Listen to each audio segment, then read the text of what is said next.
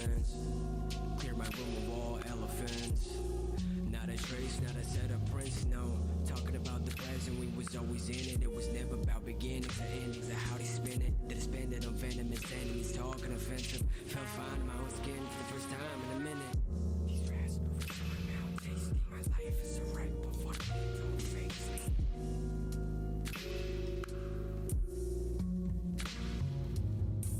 These raspberries in my mouth, tasting my life is a right, but fuck it, don't face me.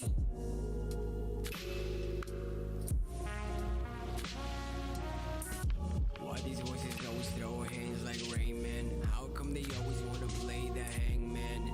Cave in the cave I stay in. The water rises fast, I don't try escaping. At least not no more, man, I've lost a lot. Friends past, time past, and I've lost the plot. Running through the ride, done crossed the crop. Hiding from the sky and sun, I tossed the clock. And now I'm back on my fuck shit. Running to nothing but impractical functions and tactical self-sabotage in my dungeon. I am one punch, man punch in my mug in. A ghost in the flesh, I'm prone to depress. Then the road decompose and refresh. Stuck in a loop I'm supposed to neglect, but I fold so it grows when my prose resurrects. Walk 10,000 miles to this point, and I could end it all with a step. Kick it. No, wait, don't kick it. I load that I'm upset. It's just me and you, my friend. Yeah. Fuck, stuck in this loop again. Life is a right face me.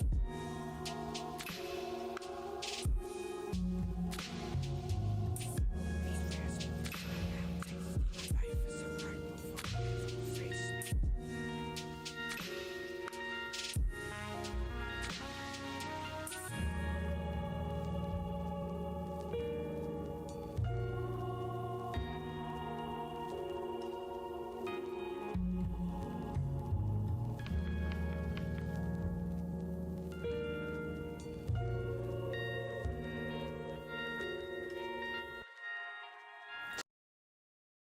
You make me so mad I don't believe it. You are without a doubt one of the nastiest monsters I've ever seen. And I'm so mad I'm going to tell all my friends how rotten you are. And nobody's going to ever play with you anymore. Nobody's going to even talk to you anymore. Still broke as fuck, same shirt as yesterday, so you know what's up. Shouldn't turn my rapper years, man, I'm old as fuck. When you see me in the booth, best know to duck. Yo, you smell like seafood, homie, open up. Why you trying to please somebody when you clearly need nobody? To confirm that you don't need a body over job or need a hobby. Fishing while you see wasabi, middle fingers to the Congress fuckers party. I'm high and I'm hyperkinetic. Spent half my life saying hi to the medics, and I don't regret it. I've only confirmed that I am eccentric, and I will conform to your lies or deceptions. I'm not concerned with my likeness or semblance. I will concur, going fuck pro-life, I'm pro-death, pro-protest, pro-progress, witness a pro-profess. XO explosive, you hopeless, no co-safe when we post it. You know this, you seek beef and get roasted, break bread or get toasted. Get the cheese or get the picture, wait, I'm getting the bow, bitch. Now how that feel, huh? See, that's a sad face. I'm a fucking tachyon, spitting in your backyard, knock you out like Pacquiao. All you do is act hard, all you rappers whack now, but you'll never last long, making suckers pass out every time the grass bars. Fucking tachyon, spitting in your backyard, knock you out like Pacquiao. All you do is act hard, all you rappers whack now, but you'll never last long, making suckers pass out every time the grass bars.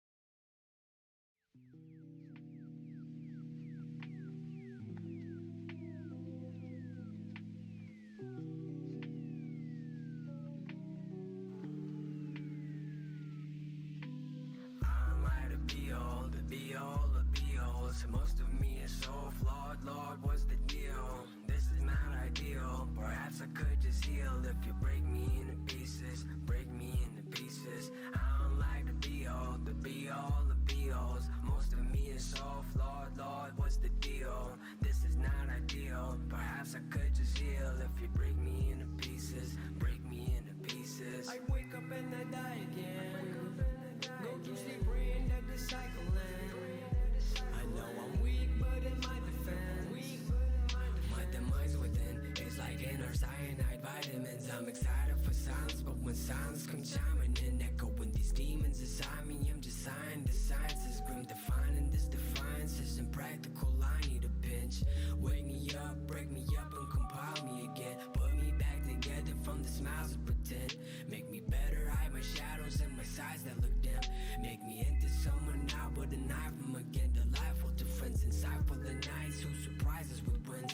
Undeniably refined and reliable when entering another person's life. Wish I could depend on not breaking every little thing I hold highly again. Why can I not be the person I describe? Oh, hell yeah, baby. I forgot to dry my hair. Yeah! That's what we're talking about. I realized that my mic is very far away, and I forgot to turn off my music. I mean, you can't hear it, but it is still going. I have literally no idea what we're going to be doing. I didn't think it through.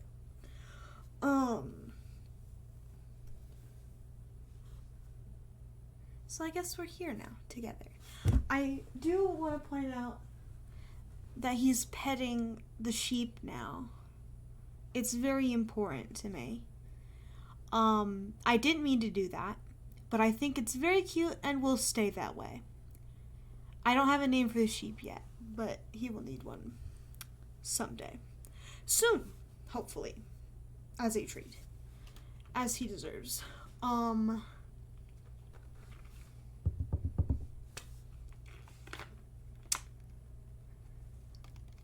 don't know. Much to consider, much to think about. I've actually been drawing. Believe it or not. Which I haven't been doing very much of lately. Drawing. Yes. Correct. I just realized that I don't have my fucking... Yeah, that's something I can't fix right now, but that's fine. I don't have my little player tabs up or whatever. But there's not much I can do about that without changing screens. God damn it. It's fine. Hold on. Stream label. Copy. Paste. There we go. They're here now.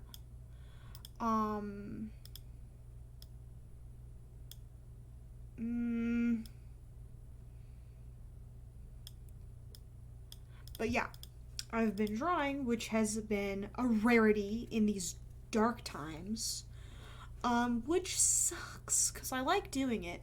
I actually went over to hang out with my grandpa and his wife, and I, for like a brief period, very brief, please don't look at me, I posted on Facebook. Kind of cringe. But there is no shame in this, because I did not emotionally receive any effects from posting on Facebook. But other people did, because my grandpa's wife, her name is Evelyn, she was like fucking obsessed. She was like, post more on Facebook, we love seeing it. And I was like, thank you. I didn't really know what to do. I don't have anything to post is the problem. I was like, yeah, sure thing, Evelyn. I lied. I don't have anything to post. Which is fine. Especially straight shit. Like, I don't have anything heterosexual to post. And a lot of my family is, if I may. So I simply keep to myself, and there is no shame in this. But while I was over there, we did go fishing for all of a half an hour, which was nice because I did accidentally renew my fishing license, which was a mistake.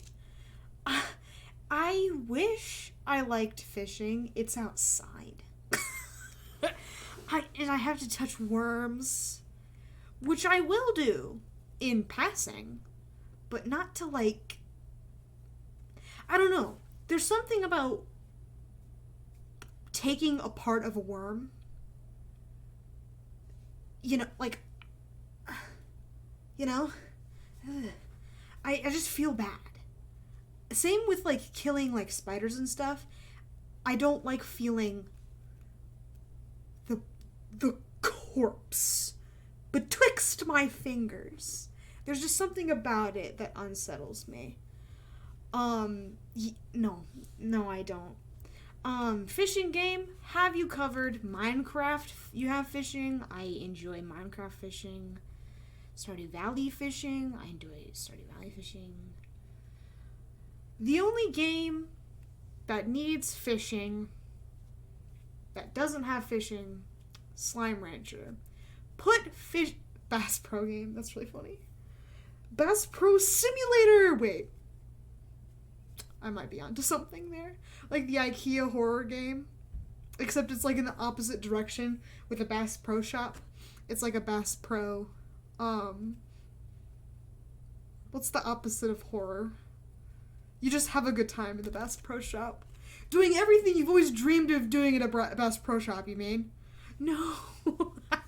That's really... Actually, those... Believe it or not, those are car dealerships you're thinking of. Bass Pro Shops, they leave you alone. They let you, like, camp in the tents and look at the funky fish tank. But at car dealerships, you are sniped. And I speak from experience. Well, I haven't told this story, but I will now.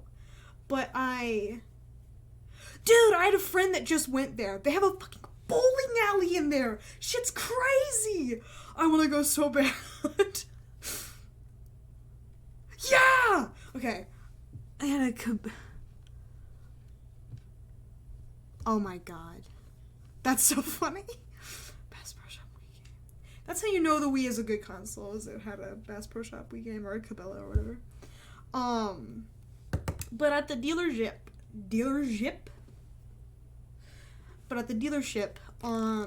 so I went to 2. The car market right now is very bad. Like, every car is very expensive and horrible. I am very poor right now. But, so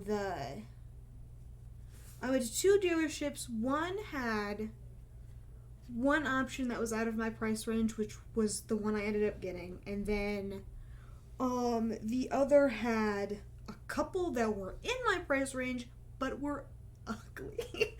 So I obviously went with the, okay, in my defense, it's a new car, as opposed to the within price range, used cars.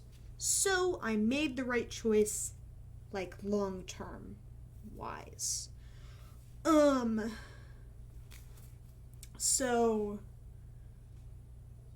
we went to a Nissan dealership first, and they were like, sorry, this is all we have right now. And we were like, okay, that's a bit pricey. Sorry, have to go. And then we went to a Kia dealership. And so at the Nissan dealership, we walked around the, like, lot, I guess, for a few minutes. And so we were in the lot, and nobody bothered us. we eventually go inside and we're kind of bumbling around looking for somebody to talk to. Because we weren't hunted for sport at the Nissan. And this is Steve, my man, was like, have you been helped? Because he was sitting on his phone. He was like, have you been helped? And we were like, no. And he's like, oh, well, holy shit, let's fix that. So he, brings us to his funky little cubicle office that was out in front of God and everyone. And I was like, cool, thanks, man. So we sit down and hang out with him, and he's like, yeah, this is all we've got. I was like, oh, thanks, I gotta go. And then we left and went to the Kia dealership. The Kia dealership, we were at... So it was like a combination Ford and Kia. So they were like gay lovers. I don't think the brands are affiliated or anything, but the man owned both. So we were in the parking lot for all of 5 minutes. And this dude comes up to us and he's like, hey, what you looking for? And I was like, my mom led most of the conversations because I had no idea what I was doing. I was like, yeah, car. Fuck it. Let's get a car. So we did. So she was like, yeah, we're looking for a car, and gestures to me. It's for, me. And I was like, hi. And so he was like, yeah, let's look something up for you. And then takes us into the Ford. We were parked at the Kia, but he takes us to the Ford, and we're like, okay. So we get, but as we're on and it was a fucking, I don't want to say it was a horribly long walk, but we were very close to the Kia, and it was like, so it was a bit of an inconvenience to have to walk that far, especially when I had my pre-approval letter in the car. So I had to walk all the way back to go and get it. But whatever. On the way over to the Ford, and so, I have my mask on because I don't trust people. My mom does not. No shame in this. Fully vaccinated. That's the law right now, I guess. And so this dude goes, so are ya lovers? And I was like, that's my mom, dude. That's my mom, dude. Wow. So I'm like reeling about this the rest of the time. Yeah. And are you lovers, son? Yeah, it was awful. And my mom took it all in stride. She was like, no, this is my kid. And I was like, child, baby. And he was like, oh, okay, well, you never know what people get up to nowadays. And I was like, he could have asked.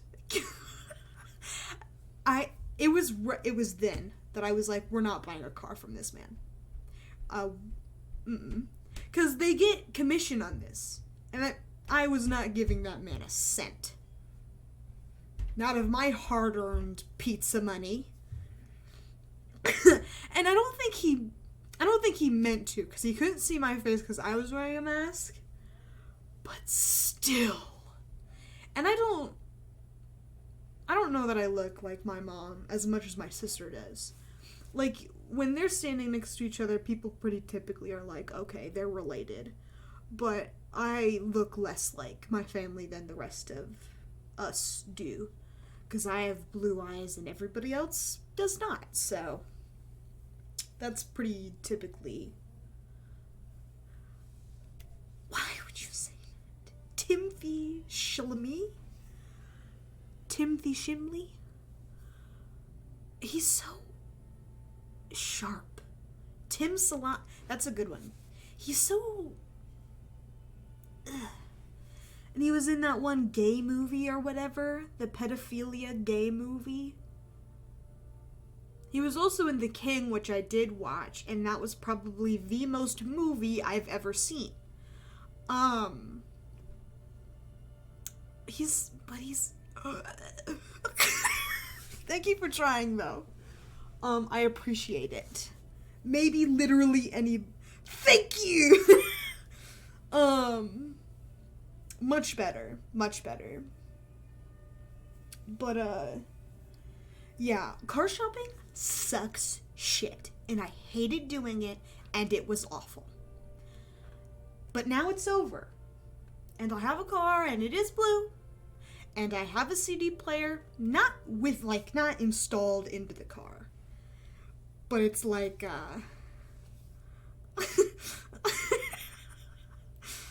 Timothy, what are you doing here on my wall? In your defense, I have some weird shit on my walls. The Lego movie posters are not weird, they are normal. But I do have an Andy Grammer poster from like the 7th grade. And I mean, he's okay. Like musically. My fun wall decorations? Which ones? I mean, I've got literally every drawing my friends have ever given me. Rainbow Dash. Oh, fuck. You're right. My mom made a bead Rainbow Dash. I also have Pusheen further back. I mean, I have 2 of those. Ugh. I have this tiny Pusheen.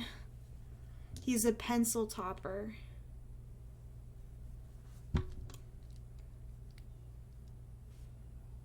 And then I have this tiny crochet shark. Yes, 2 of them. It's a tragedy because I have seen it in person twice. And that's like a really, I'm gonna say it, privileged thing. Pencil Pusheen. I used to bring this shit everywhere. The Pusheen in high school. My beloved Pusheen. He can sit there now. So can he. But yeah, seeing it twice. Okay. It's a fun musical. Probably could have toned it down a little bit. But I know who I am now. And it was a fun musical. And it was popular for a reason. I will not... I know what rap is. And that is technically rap, but it is also Broadway. And people who are like, yes, this is the best rap music, are very white. And that is a shame. I have a lot of things. Everywhere. And I'm so glad that you can't see what's within that card back there. Because I read it earlier and I did want to kill myself. Luckily that I didn't write that. But I hate the guy who did. So...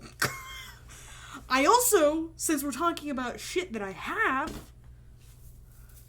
I got a new Beanie Baby! It's a hippo! Ah! He's so cute! I love my hippo very much. His name is Happy. And I've been waiting a whole 25 minutes to show everybody Happy the hippo. It's Beanie Baby! Yes! I don't know why, but showing off Beanie Babies is my favorite part of streaming. So, very exciting to have Happy. This was like a find, dude.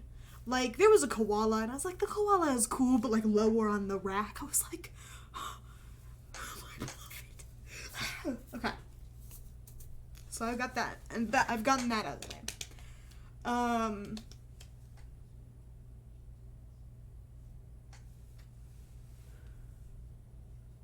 I guess we're just doing, like, of, like, the ones I own, or every Beanie Baby that's ever existed. Because I did do an accidental potato tier stream, which was very funny. That's gonna take fucking forever. Because when I opened up the comprehensive list, it was like the years. Like they were like yearly ones or whatever. No, I'm sorry, they each have years. Like the A's took up more than half the screen. Perhaps even 2 screens as a treat.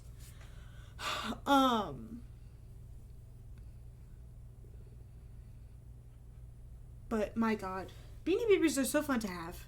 My mom used to have an otter one, and it held like a little bamboo stick or something to like eat as a snack. And I really, really liked the otter one. The otter one was really cute, and I kind of want that one too. And I want the alligator one. I have my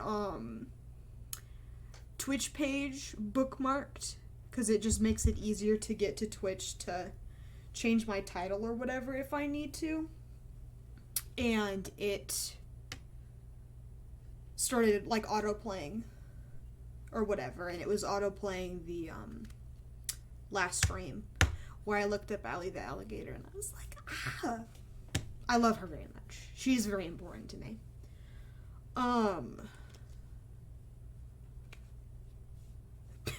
Beanie Baby wish list.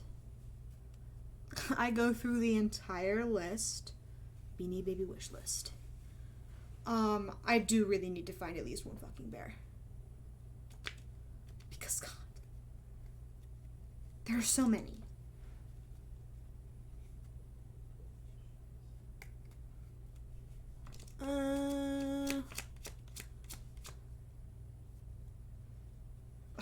I don't know what else to talk about. LMAO.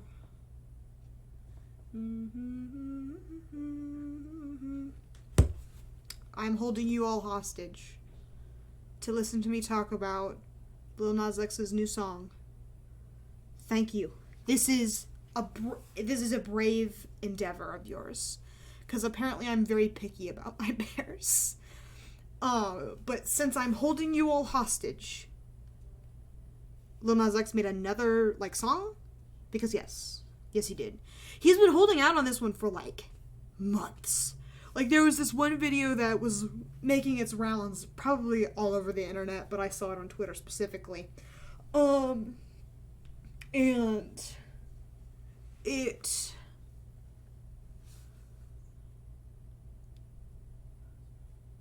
I don't know when that video came out. The teaser or whatever. But it was like him dancing with like 2 other dudes. And it had a line about being queer in it or whatever, so people were going like nuts and like, yeah, gay, wow, or whatever. And also it was just a really fun chunk of the song, which was nice. So I, along with literally every other Lil Nas X fan, was really excited for the song to come out, because he had that like year-long period between what was it, Panini or maybe Rodeo, I don't remember, one of the early songs from his EP album, and then Holiday, because then after Holiday it was Call Me By Your Name, and then after that it was Sun Goes Down, and then after that is Now, which is Industry Baby. And Industry Baby, the music video is a lot. I would not recommend watching it around other people. I'm going to be honest with you. Because there is nudity, which I think is very funny. Just like Montero, except like straight up full dicks out nudity it's censored, obviously, because it's on YouTube. But, dude, they're just naked. And they're dancing. And I'm like, this is pretty homosexual. But that's what's... Okay, so this is the point I'm getting to. Is that's what's so funny about the music video. Is so it's a song with Lil Nas X and Jack Harlow. I don't know who Jack Harlow is. Please don't ask. I Googled him. And it was like, he's a rapper. Blah, blah, blah, blah, blah. And he's... Apparently he's, known for his, like... So mumble rap is a big thing right now where you just kind of go... And that's, like, the style right now. Which a lot of people don't seem to like very much, especially, like, classic rap fans don't seem to like the mumble style very much. Because it's a lot more impressive when you enunciate the words and make it clearer and go fast. Which is why mumble rap isn't people's favorite genre or development of the rap genre. So Jack Harlow, in this era of mumble rap, is unique because he doesn't mumble rap. He enunciates and is very clear, but still has that, like, trap style about him. So he's on the song Industry Baby. So let me give you a rundown of the music video. The beginning is in, like, a court scene, and the whole thing is based around prison, because Lil Nas X is raising money for, incarceration funds or something. Like, he's like, hey, black people are, put in jail a lot more than white people, so can we do something about that? So I believe he raised, like, 44, I believe that's where it's at right now, because I watched the video earlier today, $1,000 right now. And so it's set in prison. So the court scene at the beginning, he's sentenced to however many years in Montero State Prison.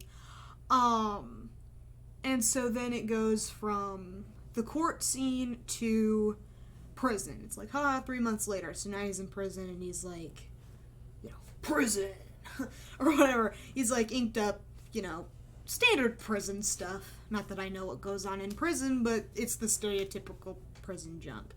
The jumpsuits are notably pink. So really leaning heavy into the, fruity aspect of things, which is the whole point. So he's like, messed around in prison, and then they have the naked shower scene, and blah, blah, blah. We continue forward, and Jack Harlow appears. He's the only white person in the video, which I think is really funny. And then he gives Lil Nas X, like, a Bible. It's not a Bible, it's like a holy book of some kind, because it's got the chakras on it. I just don't know what religion that is. Notably not the Bible, though, so whatever I just said was completely wrong. And then it's got, like, a hammer in it, he's, like, escaping. And then he punches, the security guard who's watching the feeds, but he's not watching the feeds, he's, watching the Montero music video. And he's like, and then Lil Nas X comes up and beats him to death or whatever. And so then he, like, pushes a button to, like, release all the cages or whatever. Cages. I guess that's what they are, but it feels weird. Cells is what I'm looking for. So it releases all the cells and everything. And then we cut to Jack Harlow because it's his verse now. And so his verse, it's got the enunciation style that I talked about. It's a good verse. Like, he's not a bad musician or rapper by any means. But the distinct difference between his part of the video and every other part of the video is that there hasn't been a single woman on screen up until Jack Harlow's verse, right? So it's very homosexual until Jack Harlow shows up on screen, because then Jack Harlow is implied to be fucking one of the prison guards, and the prison guard is a woman. So it's just so funny to me that he has to, like, really cement his heterosexuality into the probably one of the most gay music videos I've ever seen in my life. Because it just feels so unnecessary to me. It's like, okay, I get it, man. You're straight. You don't have to... Shut up. Shut the fuck up. Because he didn't necessarily have to participate in any of the gay shit. Like Nas was doing. You know, because he had, like, a rainbow flag on the back of his shoes, which I do love very much, by the way. It was a nice shot. I liked the shot. Because it was, like, on the heel of his shoe. I thought that was fun. But God. Also, he gets, like, electrocuted or whatever. Because they're goofing around and they put Jack Harlow in the electric chair. And it's like implied that he's being electrocuted while he's rapping, which I thought was a really fun part of the video. There is something so intimate about music videos. I could talk about them for hours. If you get me going on music, you will not see the light of day again. You simply will not. I could go forever. And it is a shame. For everyone but me. I have a great time.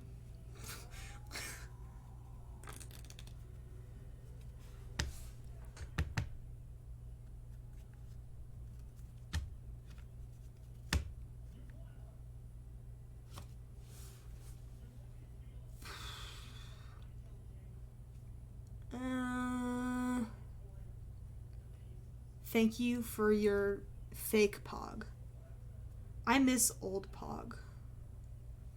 I know it had, like, connotations. What was it? Racism? I don't remember why they got rid of it. But I miss her nonetheless.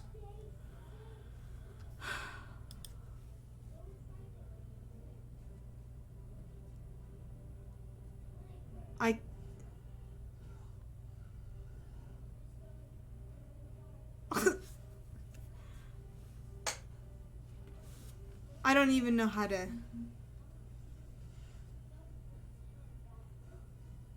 That doesn't feel big enough. Maybe a capital Y.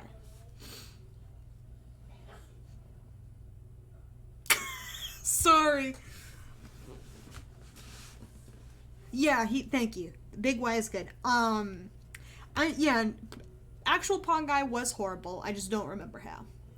If it was homophobia, I could forgive him. Despite complaining for, 20 minutes about how Jack Harlow was too straight in the whatever video, Industry Baby. Do. Yeah, because I want Pog back. It's very important to me.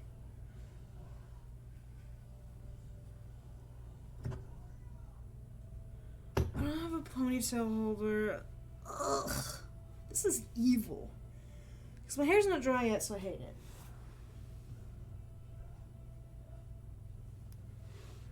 Cringe.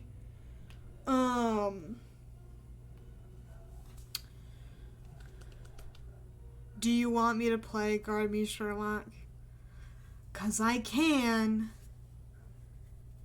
I didn't necessarily not want to. I just didn't have any active intentions. I don't know what I want to play. Just sitting here is kind of fun. Kind of boring for everybody else but me. I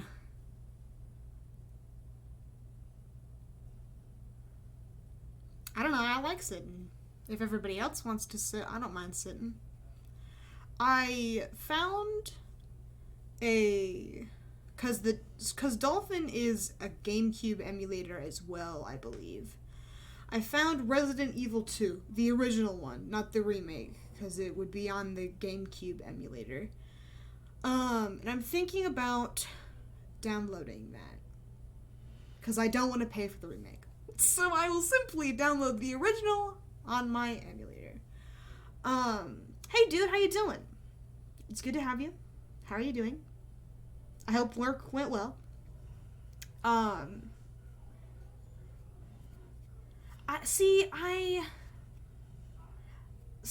was playing Resident Evil, like the first one. Like the remaster visual. So the graphics look really good, but it's like just the regular first game. Congrats on your Gundam kit, dude. I hope it goes well. Send me pictures when you're done. Those are always really fun to see. I like funky little robot men.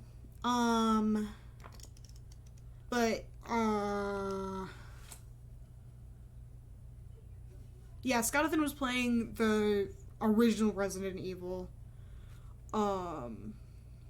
For sure, dude. I would appreciate the pictures nonetheless. But he was playing it earlier and I watched for like a half an hour, as is customary before I begin streaming. And it didn't look horrible. The playable character did look kind of like a military lady, which I wasn't particularly interested in, but the vibes did remind me of Village, which I wasn't anticipating. Because it had like the mansion, and it reminded me a little bit of the castle or whatever in Village. It had the staircase, which I didn't see very much of the game. I also wasn't paying too much attention to the game itself. Normally when I watch people stream, I watch people stream to, 1, be funny in their chat, and 2, love and support them. It does not matter what game they play. I watched Scott play Nier Replicant. I fucking hate that game. It's shit. But my god, I certainly did watch him play it for several hours. Ratchet and Clank was fun. I watched him play that. That was a game I was genuinely interested in playing. But it's for PS5, so I simply will not be able to do that. Which is fine. It happens to the best of us, I think. But I don't know. I kind of want to play backwards the Resident Evil games, because I think that's funny, first of all. So I want to play 7 next. I just don't know when. Because I did say right now is a weird time. I'm just kind of streaming whatever I want, because I know I've been ending at 9 lately anyway. So I don't know why, it just doesn't feel like there's much point in starting anything real. Especially considering how much more I stream games as it is. Yeah, which I think is fun. Like the Umbrella Corporation or whatever the fuck I hear people talk about. I have no idea what that means, because it's implied in Village because of the symbols, like if you look on the chalice or whatever, it's like, this symbol looks familiar, and I'm like, it doesn't actually. I don't know what you're saying right now. So I thought it'd be fun if I went backwards. But also just playing them all seems fun. Oh, that's even funnier. I'm gonna be honest. I also want to play the older ones for that ugly motherfucker. Leon, I believe. His hair, kind of fruity.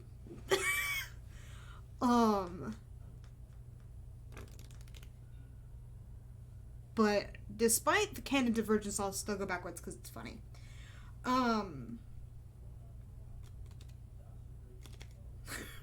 Yeah, Leon. His hair is just so...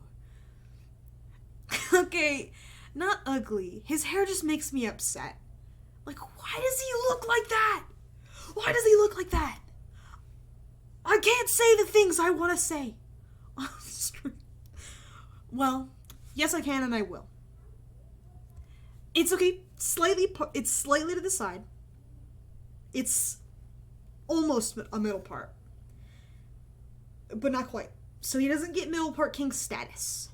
Well, let me relook at the pictures. Because some of them are kind of middle part. Voice actor. Oh yeah, no, that's not a middle part. He's like trying to be a Middle Park King, but he's not doing it.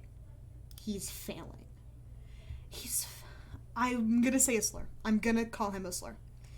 He's just so... He looks like the kind of person that I'd hate. I don't know why, but I want to play him. I want to play a game with him in it. To see if I'm right. To see if I'd hate his guts. Because I think I would.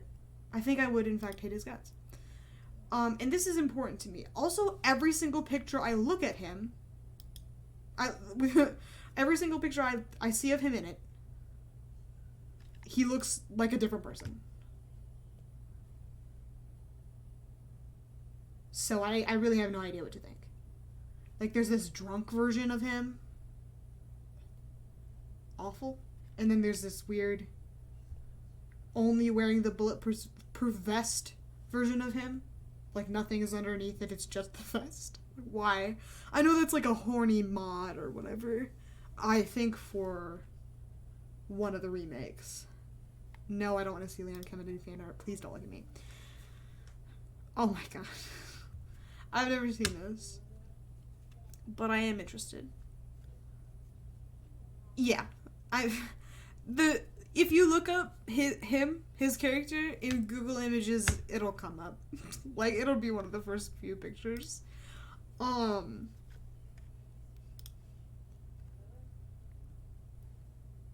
But I don't know how much 7 is. Because 7 would be next. I also said I was going to play Super Mario Galaxy, which I do really want to do. I just don't know when. Because I'm just procrastinating. Oh yeah, they also have a Netflix series. Anime series? Fuck off. I do hear 7 is really good, so I do want to play it. I just don't know when I want to play it.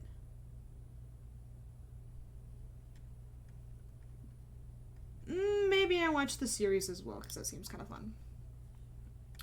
Not like right now, obviously. I'd also probably get copyright murdered. Maybe in my own time I watch it. Oh, it's only 30. Yeah, Steam just told me it released on the 8th of July. It's on Netflix. Scott mentioned it a little bit as well. Hopefully that's okay. It's off. Yeah, so 7 is only $30, but also I can't afford literally anything right now, so that will not be happening anytime soon. Yeah, that's another problem, because I don't have any money. Season pass. What the fuck am I on a season pass for? Piss off. Anyway. But yeah, there's a lot of games I could be playing, but I'm simply not, since I'm just literally fucking sitting here. I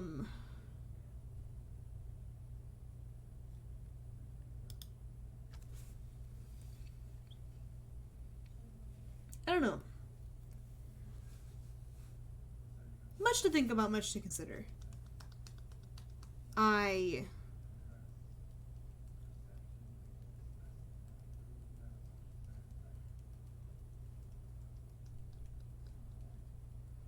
probably should play something. Yeah, I don't know what it is about right now. I have found that I do like ending at 9 though. I like having time after I'm done streaming, but it always feels like it goes so fast. Like, we're already almost an hour in, which is really weird to me. Well, we've got like 20 minutes, because I always sit for like 10 before I start, like actually start. Which I do need to do, because otherwise I will be late literally every day without fail. I don't know. It's been rough lately. A lot going on.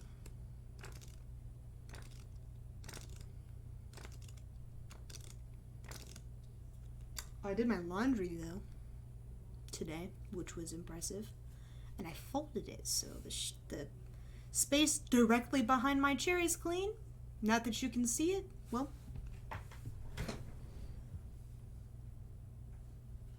it is clean. And that is so sexy of me to do. I saw a TikTok or whatever that was like, put your unfolded clothes on your bed.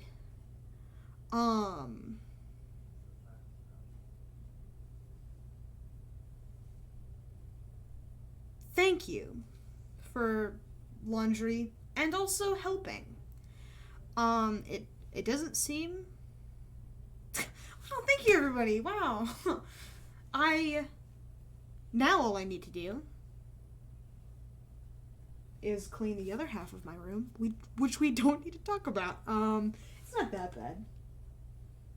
It's just like a couple of embroidery things. And then my sketchbook. I got a new sketchbook recently to put like tattoo designs and literally nothing else in.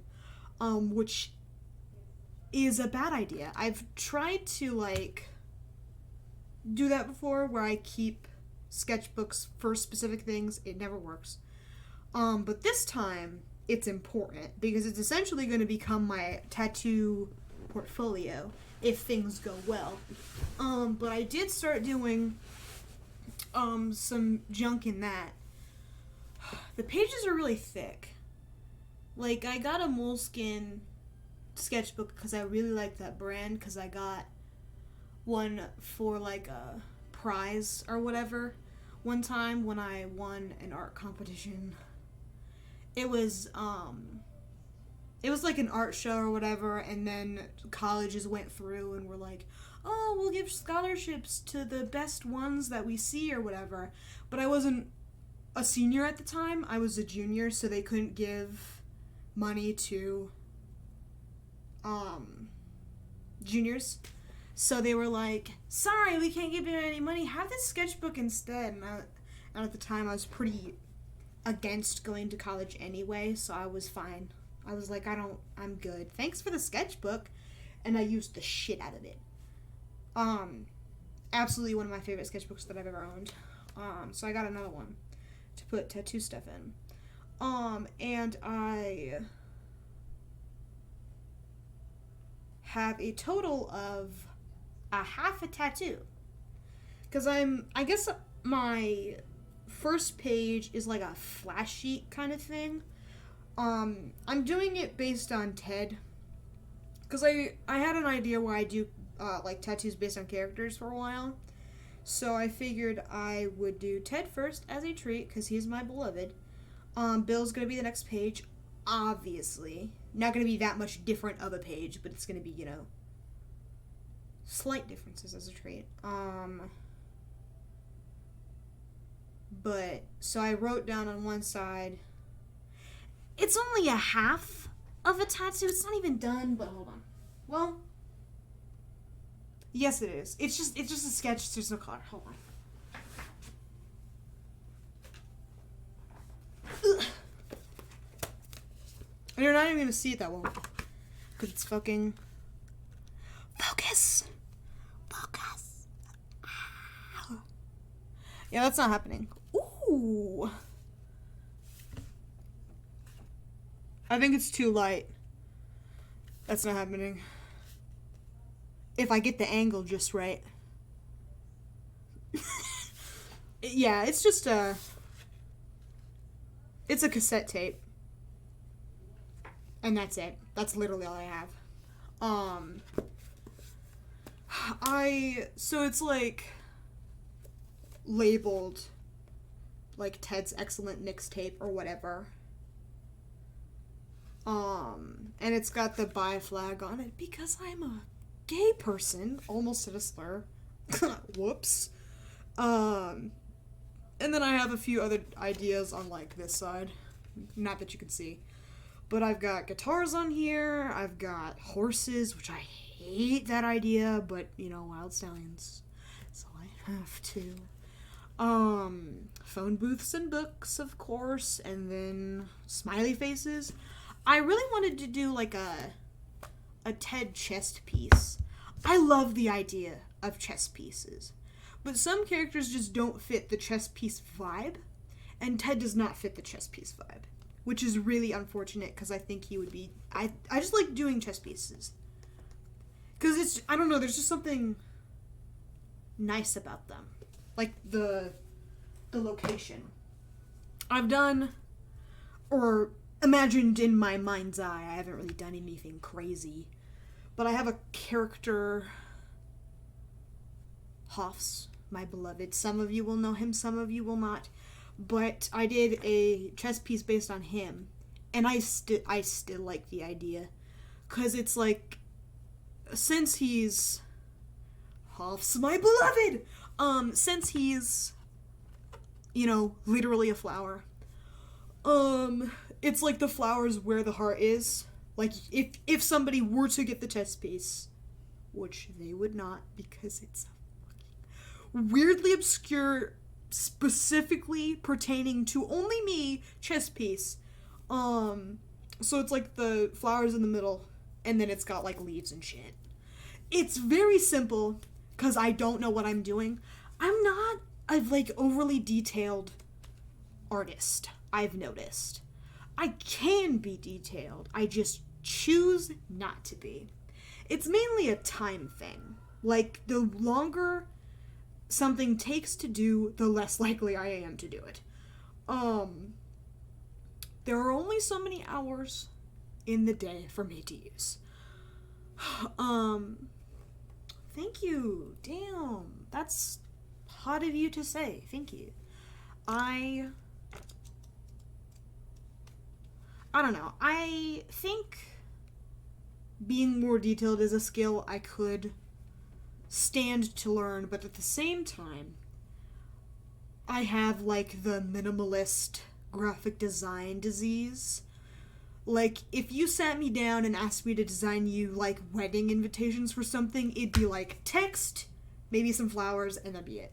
Like, if you want some ornate shit, I'd be like, sorry, I don't fuck around. Like, I think that might be why, so I applied to a graphic design job a couple of years ago, and their shit was ugly. It was awful. Like, I don't even remember what the place is called. Hold on.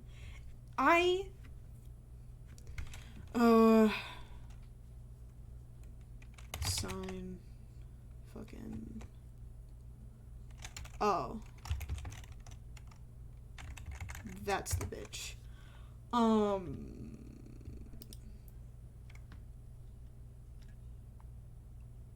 they changed their logo since I last saw them. But their original logo was quite possibly one of the worst things I'd ever seen. Oh, and their website is a graphic design nightmare. Because everything is so, like, super bright in your face. And that's certainly a style. But I hate it. So I went in and I applied to this job. And they were like, okay, make us like a grand opening sign or whatever. It was like a test to see how well you knew Illustrator, Photoshop, that sort of thing. And they sat me down at their computer in the middle of God and everyone. It wasn't even like in a back room or anything. It was in the front office, which was very uncomfortable. So customers could just come in. Luckily, they had very few customers, so it didn't even matter. But I sat down and I did this funky little test. It was just like, you know, give us a sign, and I was like, okay. And I'm gonna be honest, probably wasn't particularly qualified. I was like, oh, I've taken a graphic design class. One. And it was my sophomore year one. It wasn't even like any like college shit. I'm surprised they even let me come in to do the sign. But they did. So, and I sat down and it took me maybe 45 minutes because I didn't understand the program very well because I'd used it very little. If you sat me down in front of it now, I'd probably be a lot faster and better at it. And I'd probably be able to pull some weird shit out of my ass. But I made mine really simple because the logo was already so much to look at that I didn't even, I felt there was very little for me to do. I just, threw some fonts on there, threw the date on there, and that was pretty much it. But I don't think they liked that. They probably wanted something more, which didn't make any sense to me because the logo was already so much. So that's probably, I definitely didn't match their style. It was a lot to look at. And honestly, I'm glad, because a lot of some people, like, they have logos. They do logo designs. Oh. They did a bakery nearby. It's really ugly.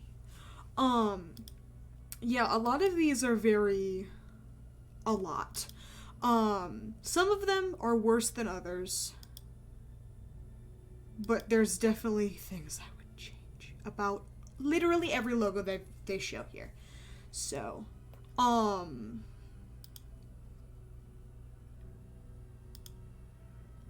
good. They do police cars. So cool. Like they have a section on their website specifically for first responders. And every example is cops. Which is very unfortunate. So I'm glad they're having a good time and are unfortunately still in business. So I guess in the end I'm glad I didn't get the job there, because it probably wouldn't have gone too well for me. Although it would have been nice to have the graphic design experience, I suppose. Because graphic design just feels like a lot more pleasant of a job to have than the one I have now. There's just something about coming home gross as fuck. I don't know. Let me Google 80s logos and I'll get back to you. Okay, this is a little too vaporwavy. So probably not what you were referring to.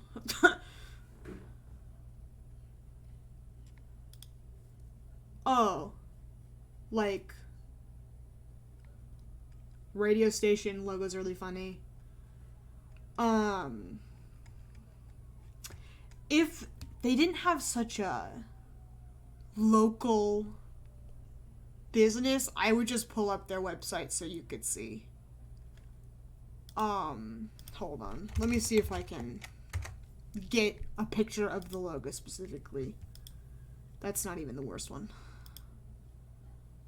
There it is. View image. Oh, it's very small. That's fine.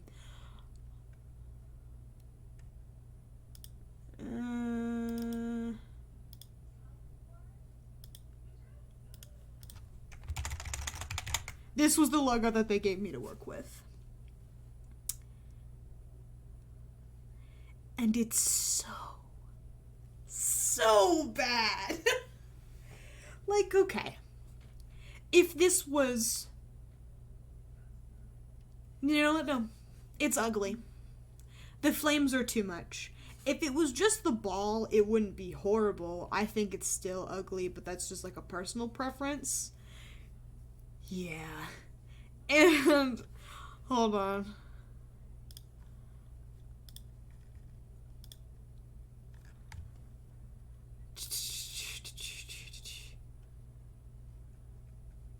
Oh, I need to... Okay.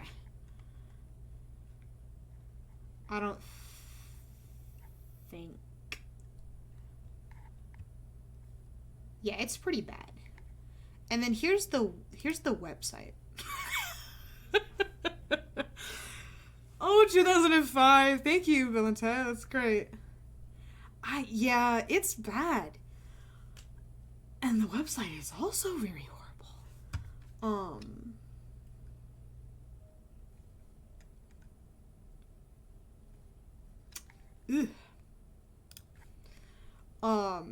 Yeah. And they certainly are a real place. that I almost got a job at. Honestly, if they had given me the job, I would have whipped them into shape. That's a lie. I would have done what they wanted me to do. I would have wanted to whip them into shape. Because I don't mind maximalism. I don't. Like, the minimalist era that we are stepping into as a graphic design society.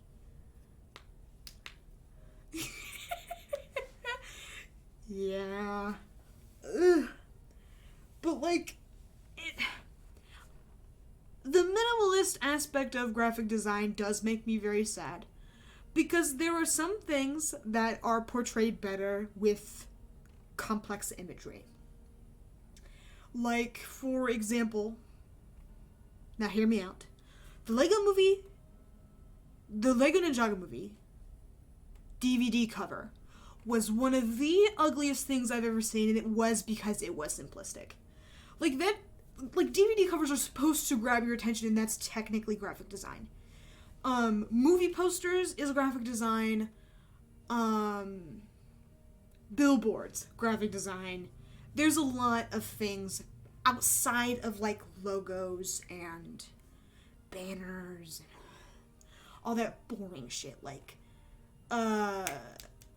album covers, that's graphic design if we're getting technical, but that's, literally everything is graphic design, technically. Like, an image on paper, if you see it out in the wild, that's somebody graphically designed that. And then, I'm gonna be honest, a lot of people seem to forget that a lot of the time. Like, a lot of people are like, oh, you'll never get anywhere with art. Dude, so much shit you look at literally every day is art, you just don't think about it. But I digress. But the, like, logo specifically is getting, like, really simplistic.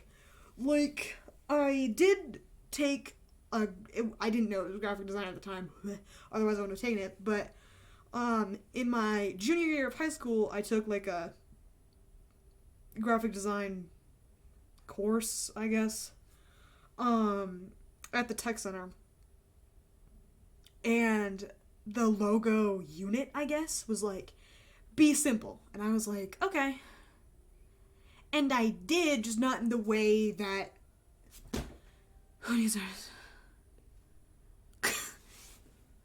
people are so dumb like that. LMAO, but my teacher went on a lot about how simple was better, and how, like, the Apple logo is really easy to recognize and is very simple. Evernote was another one she showed. That was very simple and easy to recognize. Android is another one that's very easy to recognize in the same, like, phone category. A lot of phone ones. Motorola. Probably less recognizable, but it's very simple. Like, a lot of, program icons.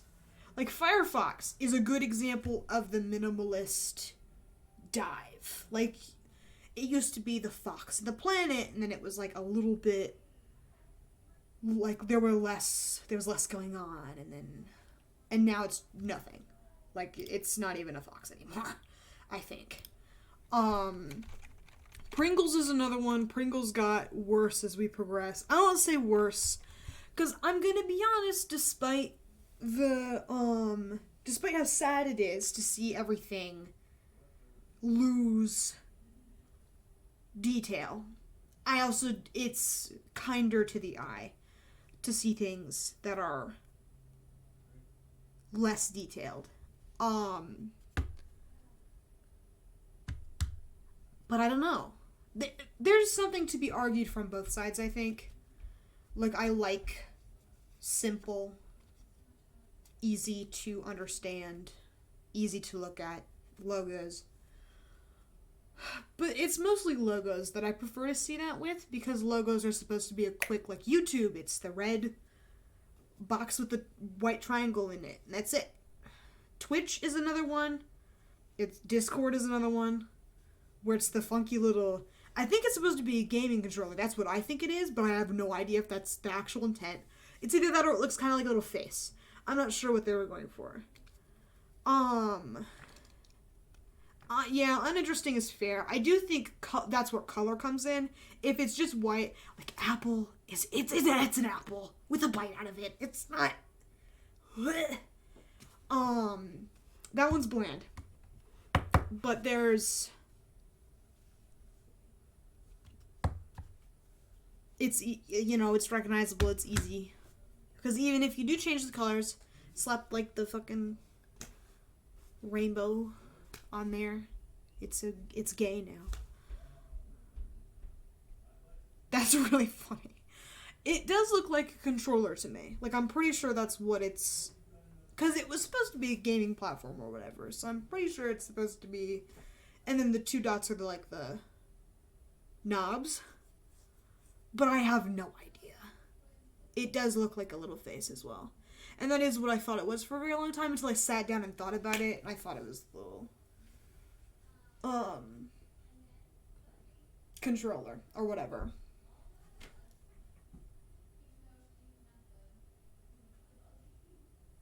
Despite everything I've argued about graphic design, I actually hate it. Oh, Clyde. Thank you, Clyde, for your service. There was this one meme about Steam that I saw when I was in, like, the 4th grade. But I had no idea what Steam was. And I wish I could find the meme. Because I know I'd understand it now. I think about it all the time. Because I don't remember what it said. It plagues me. Haunts me. Because I'll never know. A shame. Maybe someday.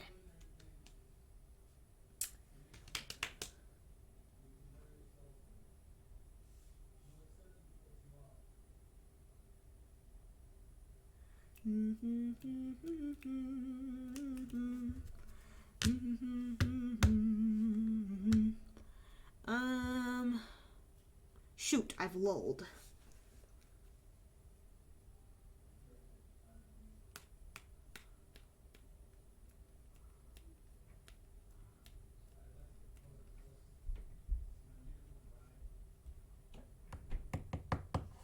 Thank you for your lulls.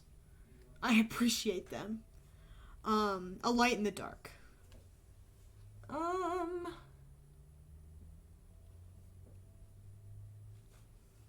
I watched like 5 movies yesterday. It was Sunday. I was bored. I didn't feel like doing anything. So I watched movies. I watched Scream, A Quiet Place, Fantastic Mr. Fox, A Quiet Place Part 2, and Into the Woods. I will now run down my feelings on all 5 movies. No, you don't get a choice. Scream, very 90s. I unfortunately spoiled it for me. Okay, I will get there. I'm on Scream right now. Patience. I kind of spoiled it for me myself on accident because I see a lot of horror fan art for some reason. And honestly, it wasn't even that scary. I don't think it was really meant to be, well, yes it was. It was supposed to be a horror movie. I mean, not everybody. No, I spoiled myself with who the killers were. Because I saw fan art of it, like, ages ago. And I thought it was really pretty. And homosexual, so I was like, ooh. So I bookmarked it because I thought I liked the style of it. But I didn't know what it was, so I didn't retweet it because I didn't understand it. But now that I do understand it, I lost the bookmark, and I don't know, it's gone, which is very upsetting. So I'll never see that tweet again, which is a shame.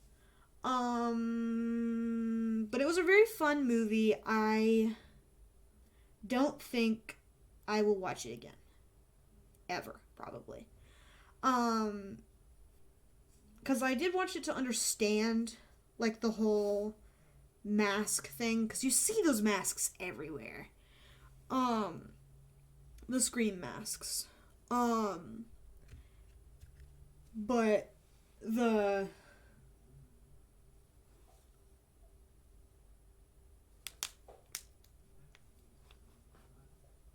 I don't know, it's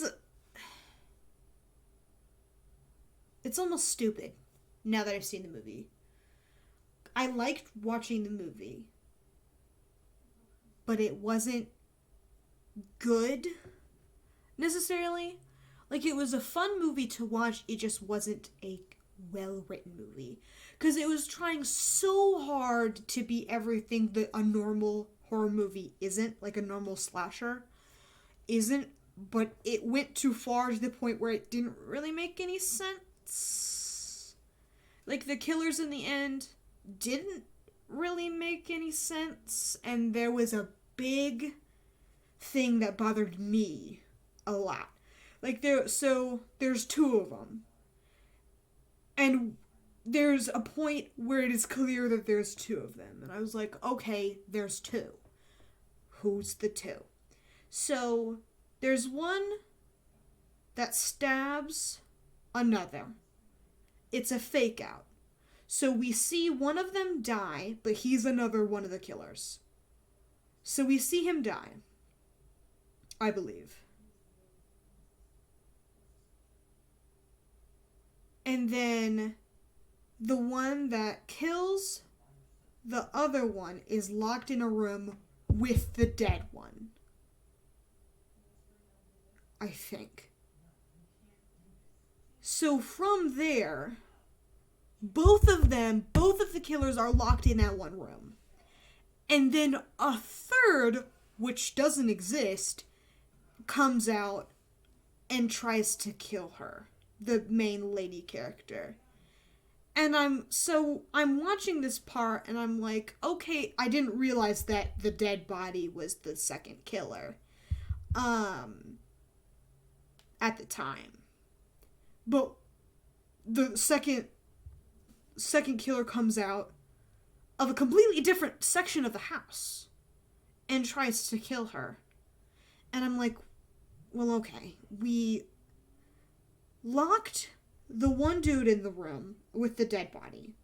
So there's no way he got out, and it wasn't even, he could have gotten out, sure. But he didn't come from the direction that this guy came from. There's no goddamn way. Because he came from a completely different section of the house. Like, he was coming up the stairs and we were going down, you know? So, at this point, you realize that there's two people with the mask. Except when they reveal that one of them was the dead guy, and then the other one was, you know, who I thought it was the whole time. That scene doesn't make any sense. Because they were both locked in the same room, and the third guy comes from a completely separate part of the house. It just doesn't make any sense.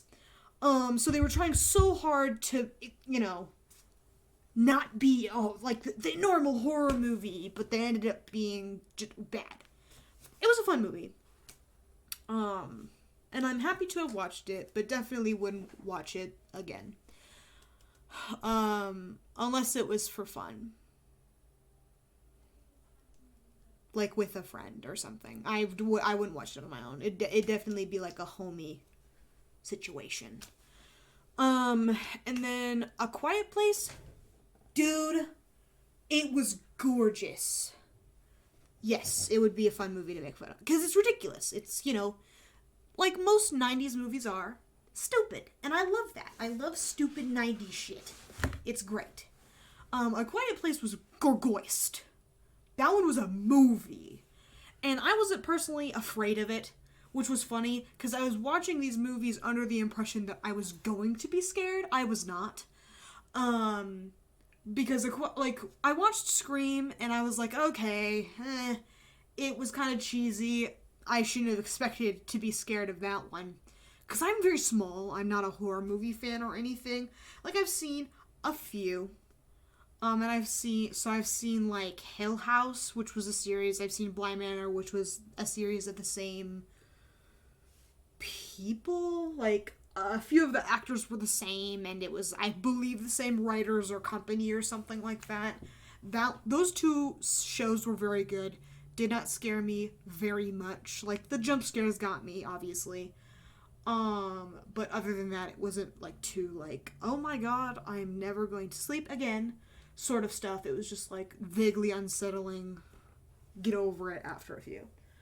And I've seen Us. No, not Us. I want to see Us. What the fuck was it called? It's one of the Jordan Peele ones. Get Out, maybe? Yes. I don't know why I got those confused. They're both Jordan Peele. But it was Get Out. That one was fun. Didn't scare me as much as it could have. There was a little bit of gore, which I did not appreciate. Same with Scream. Like, there was a little bit of gore, but it didn't... Like, I just looked away. I was like, oh, ew, gross. And just... and it didn't bother me. But... Midsommar fucking destroyed me. And I can't think about that movie for much longer. Otherwise, I will start to cry. And then... A Quiet Place I watched recently. Yesterday, in fact. And it was beautiful. Like, it was directed by Mr. Krasinski. Thank you, Mr. Krasinski. He was also in it. He was very hot in it as well, which was great. So that one was about, like, monsters that could hear very well. So you essentially couldn't make any sound. So it was based on this family who has, because she's still alive per the second one, has a deaf daughter, so they all knew how to sign. So they survived pretty well without needing to speak, because they could all communicate with each other without much issue. Because she could sign. So it was, which I thought was a very great aspect of the movie. Like, it was although it didn't make much sense to me. There's this one scene where the dad and the son, they didn't...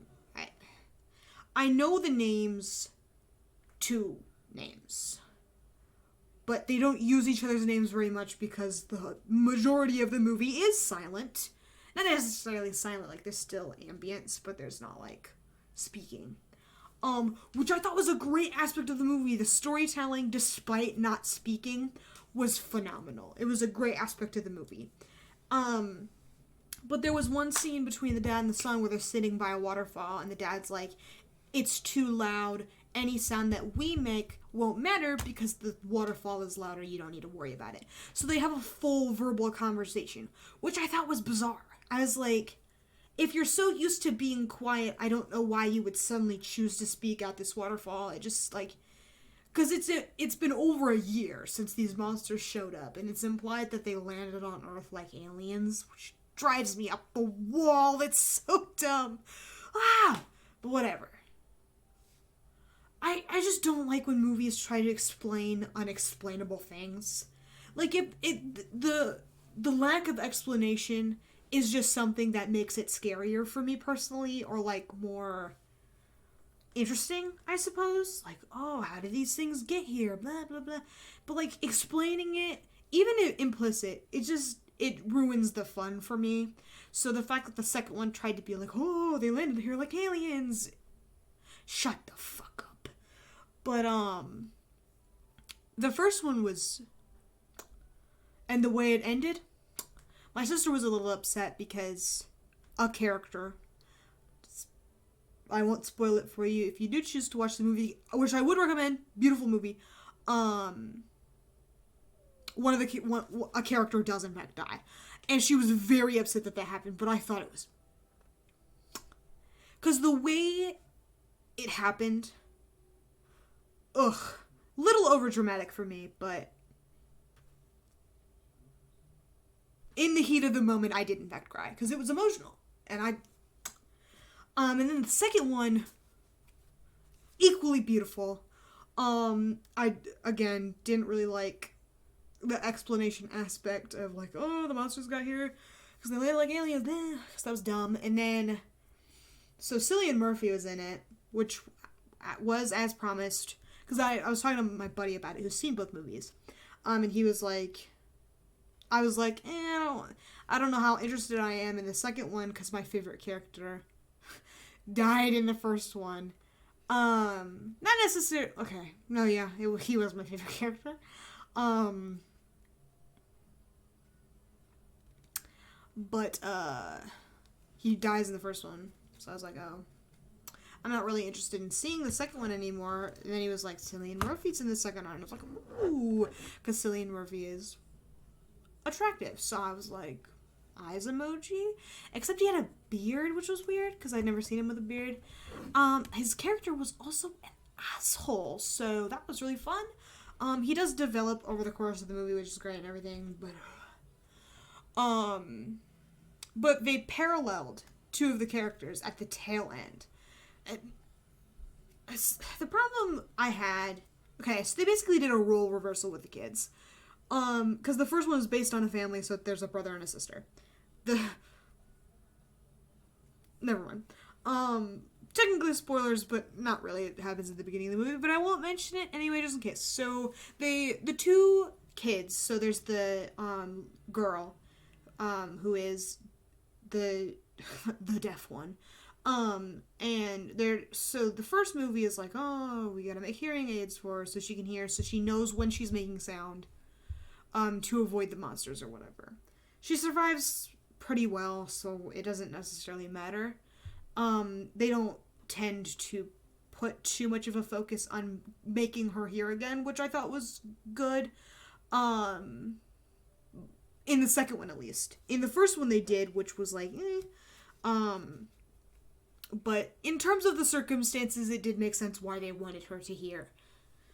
And they still, they learned sign and everything, so it wasn't like, you need to hear, I am going to speak to you whether you like it or not, basically. And it felt really respectful, their portrayal, but I'm not a deaf person, so I don't know if it was or not.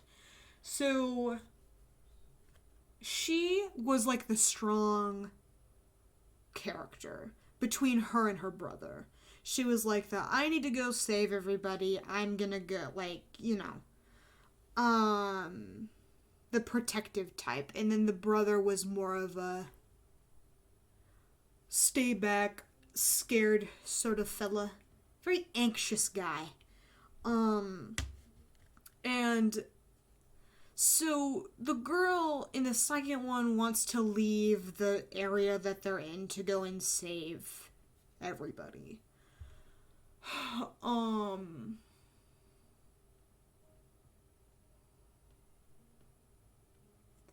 But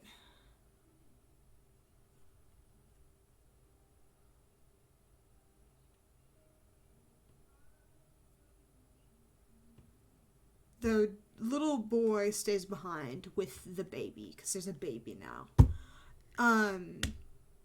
It was born in the first movie. It's still a newborn in the second, because the way the movies are written, it's the first movie, and then it goes direct. The tail end of the first movie, it threads directly into the second, which I thought was cool. Because you don't see sequels do that normally. Like, normally there's, like, a skip, or, like, just a period. It's, like, same characters, like, similar concept, something new, and it's not necessarily like a perfect, but these two movies, it was like it was like reading a like two different chapters of a book. It was just like you could stop reading with the first one, but you get more if you continue, which I thought was neat. So the little girl or whatever goes and tries to save everybody or whatever. Like, she deciphers a clue or whatever in the radio, and goes to an island with Cillian Murphy. I don't know his character's name, don't ask.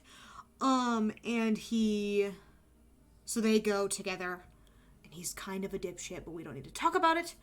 And then the end of the movie, so the hearing aid that she has is the right frequency to mess with the creatures. So if she makes it loud enough for them to hear, so if she has it off, if she turns it on near them, they can hear the feedback, and that messes them up. And actually, it messes her up too, because there's something going on with the creatures. Like, if the hearing aid and the creature is near each other, they mess each other up. So if she has it on, it hurts to hear, and if the monster is near it, it hurts for them to hear, which makes it weak and easier to kill. Because otherwise they don't die when you shoot them, but when the frequency is on, they do. So she gets to this radio station, broadcasts the hearing aid frequency, and so she turns it on in the room that they're in the broadcasting room, and then the brother has a radio, and he turns it on out loud. And so these two scenes are, flipping back and forth. And so the mom and the baby are in, like, this metal thing, I guess. And the brother gets out of it, and he, like, takes the radio, and he's like, get out of here, or whatever, and he pulls out a gun, and which is very out of character for him. Like, he was a very meek kind of character, but it was a switch, and then it parallels to the sister, who is in a different location, doing essentially the same thing, having the frequency on, and then she like hits it, and then it dies or whatever. And that's where the movie ends, and I thought the paralleling was great. Bit of a weird end. Like, I thought the characters were gonna reunite at the end, like the mom and the two sons, because the baby and the son, and then Cillian Murphy and the daughter. I thought they were gonna, like, meet back up together, maybe be on the island and be safe forever, but that is not what ended up happening, which was unfortunate. Because I would have liked to see them vibe once more. So I was a little disappointed not necessarily disappointed. It was just weird for it to end there, because I felt like there was more to be done. But it wasn't necessarily bad. It was just a weird place for me personally to have ended the movie. Fantastic Mr. Fox was good. I don't have any particularly, like, significant thoughts about it. It was simply a good movie. It was fun to look at. Very orange. It was a very orange movie.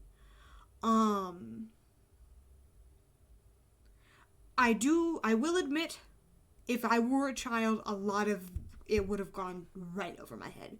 So I'm glad I watched it when I did, because I understood, like, the house purchase and all that junk. And the fact that they replaced every, like, cuss word with the word cuss was very funny to me. I loved that very much. Very funny. Thank you, Fantastic Mr. Fox, for the bits. And then Into the Woods.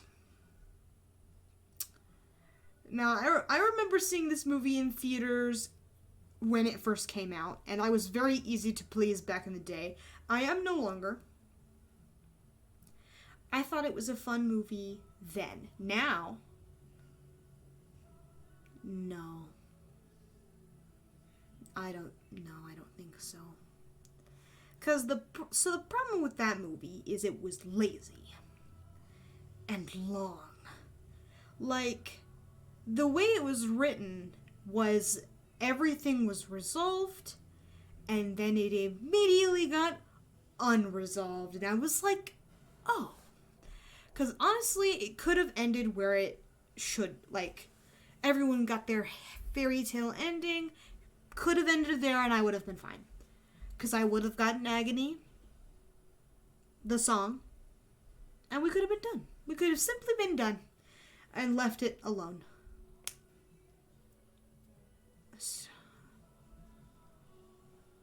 I don't know how that would have changed anything.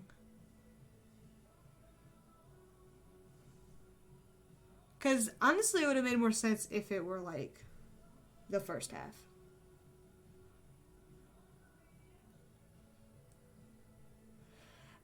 And the things that bothered me probably could have been put in the musical, in the stage musical.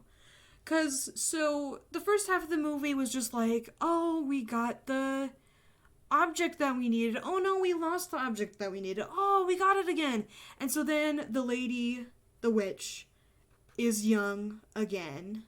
And the little boy gets his cow back, and Cinderella gets her prince, and they get their baby, and blah, blah, blah, blah, blah, and it's fine. Yeah, but it sucked. And I understand that it was supposed to be a parody and everything, and it was doing that same thing that Scream did, where it was like, oh, we're gonna be different. Stop.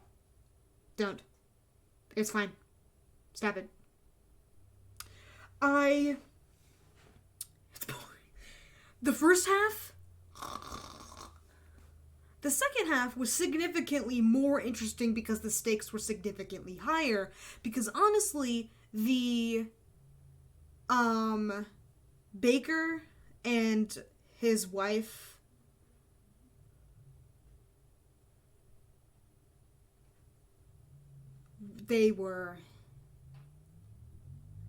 I didn't care about their conflict was the main issue. It was like, oh, we want a kid. I was like, why though? Adopt. Find an orphan somewhere. You know, like, I don't. Yeah. Like, Cinderella, I'm like, okay, it's Cinderella. She needs to get her prince. She needs to get out of the. Like, she wants a better life because she's in a shitty situation. So that one I understand. It's like, okay, she wants to be somewhere else because the place she's in right now is sad. And then the little girl, Little Red Riding Hood, bring bread to grandma. Simple, easy. She doesn't want to die because of the wolf. Standard Little Red Riding Hood stuff. Jack and the Beanstalk, also pretty standard. I thought his was probably the most compelling because I did want him to be with his cow. It was very important to him, and I think that's important. I too would want my beloved cow. The witch was weird. Like, she had like her youngify thing, like she wanted to be young again, and then she also had Rapunzel. And also, we never discussed that Rapunzel is the baker's sister. Like, we find this out at the very beginning of the movie. And they never meet, they never hang out, and I would have really, really liked to see that. Because that would have been an interesting aspect of the movie. Was to have unpacked that aspect. It would have been like, I've had a brother this whole time, you're not my real mom, blah, blah, blah, blah, blah. Because Rapunzel's eventually upset with the fact that the witch has kept her in the tower the whole time, banished her to the swamp, blinded her boyfriend, etc., etc. So at that point,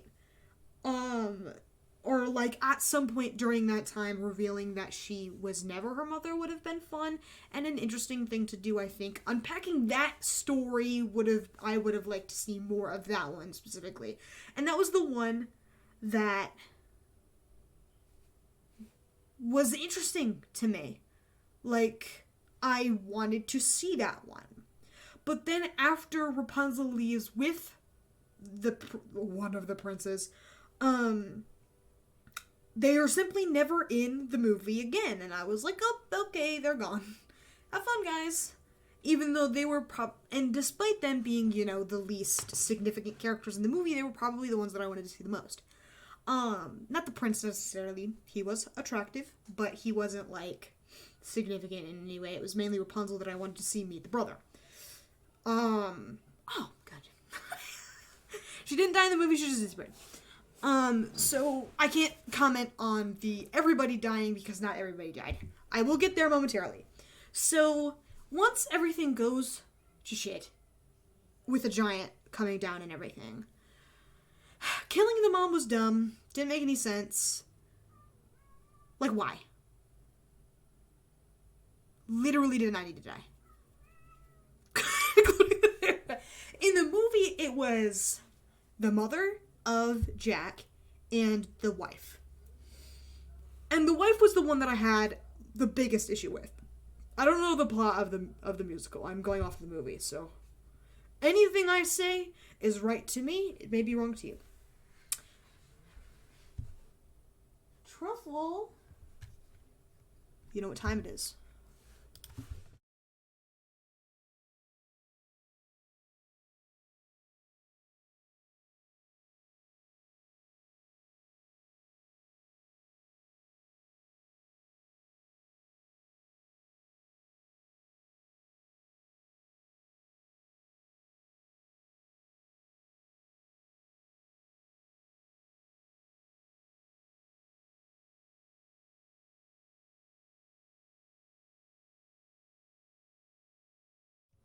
Cat stream, but what the fuck was I saying? I don't even remember. But the baker's wife's death made me the most upset because Truffle, she, bless you, Truffle.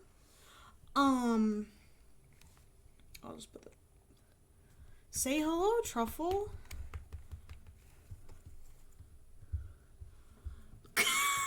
That's so funny. 'Cause like, so she dies right after cheating on the baker, and I was like, And I mean, it was always, I don't want to say necessarily implied, but it was like implied that she had wandering eyes literally every time the prince came on screen with her there. No, Truffle, don't click on things. I hate you so much.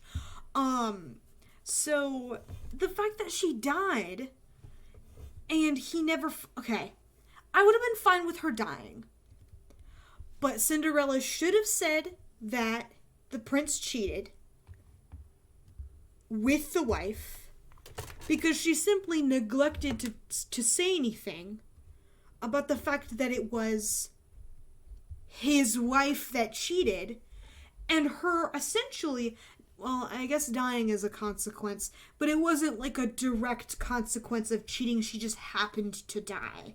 She could have died. Please don't touch my glass bottle. Thank you. Dying wasn't a direct consequence. Her dying. Yeah. Hi, Truffle. Cause it was lazy. Like, if you're gonna have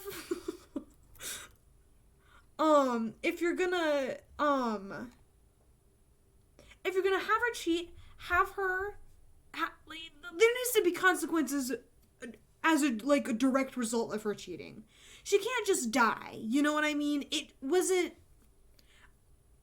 being a single dad, especially after the scene where he literally almost abandons his child, was like, whoa, let's relax, man.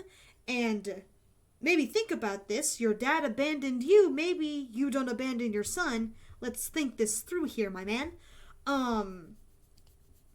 But, man, it pissed me off so bad. I was like, really, dude? It was just lazy. Cause because it happens in real life too, where people cheat on their significant others, and they take it to their graves, and their partners never find out about the infidelity, which I think is icky. Yeah, it's in concept, it's a decent idea. I don't mind the concept of trying not to be cliche or too tropey. However, tropes are bless you, Truffle. Tropes are tropes for a reason. It is because they work, and they work well. Not every time, of course, there are, tropes that aren't good, and everything. But, good night, Truffle.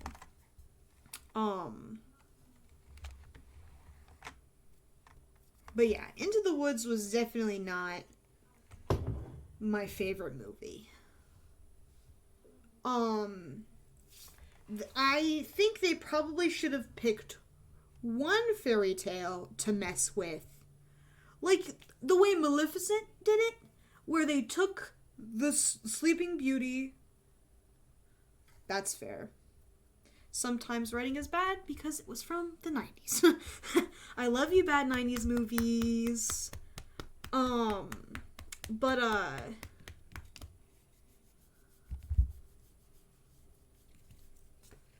I had something to say, but I forgot what it was.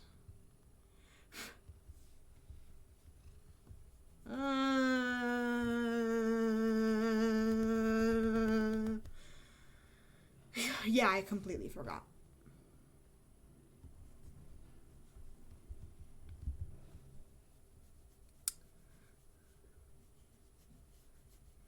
I mean, at least it's, accurate, I guess.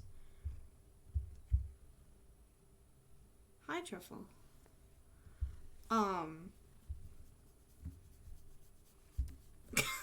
Which is very cringe. Also, the disappearance of the witch was dumb. Like, she was just like, you all suck, I'm just gonna die. And then died.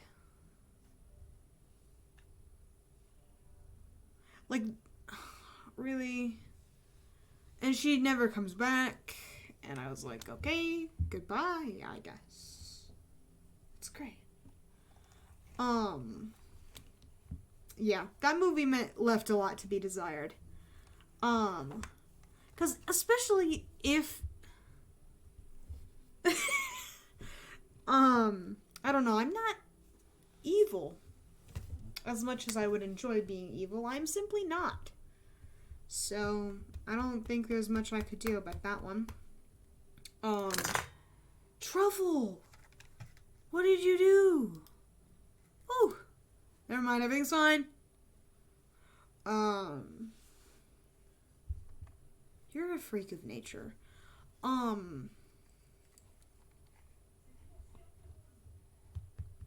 But, yeah, that movie was ass. And now I don't know what to watch anymore.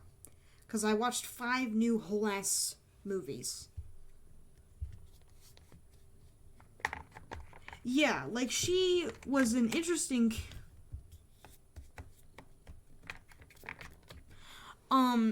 She's playing with a foam disc. I love her very much. Please don't eat it. I like to eat it myself. No, you didn't see that. You didn't see where I put it. Don't look. Yeah, cause she, locked Rapunzel hungry. She locked Rapunzel in the tower and everything. And, was like, oh, but I want to protect you. And then never learned anything. There were no there were consequences. She just didn't learn. We didn't have the opportunity to see her learn because there wasn't much opportunity. What the fuck are you doing? That's my mouse pad. It's not edible, dude. Can you chill? Yeah, they didn't see. No, Truffle. I love you, but stop. No. What's wrong with you? Truffle snack of my, baby wants snack. That's always the issue with media that has too many characters to focus on and not enough time to do it. That's what TV shows are for. That is literally what TV show. Baby, one snack of cleaner. Do you want a snack of cleaner? I don't have any right now. But, I'm about to say it. Detroit Become Human had that issue. There was another movie I watched that had that problem. I don't remember what it was called, but it was like a Christmas movie. Let It Snow. I think it was a Netflix original. There's fucking cat hair everywhere.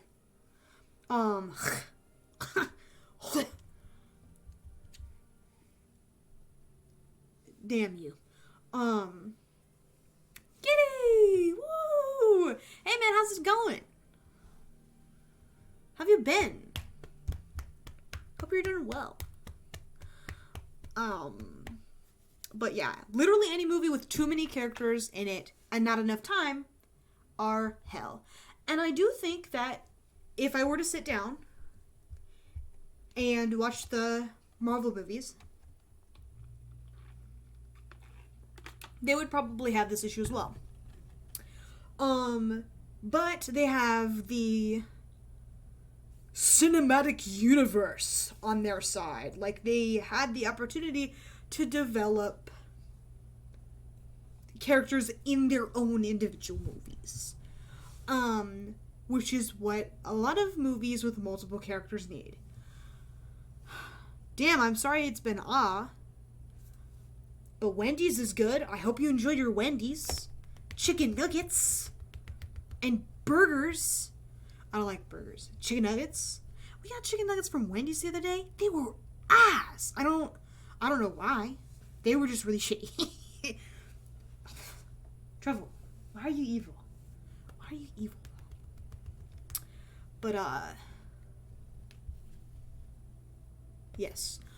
If you have characters, give them the time of day. Raya and the Last Dragon, that was another sinner. Because it was a very interesting movie. It had a lovely setting and lovely characters. Kitty. It had the makings of a great movie, but there were too many characters. That's my face. What are you doing?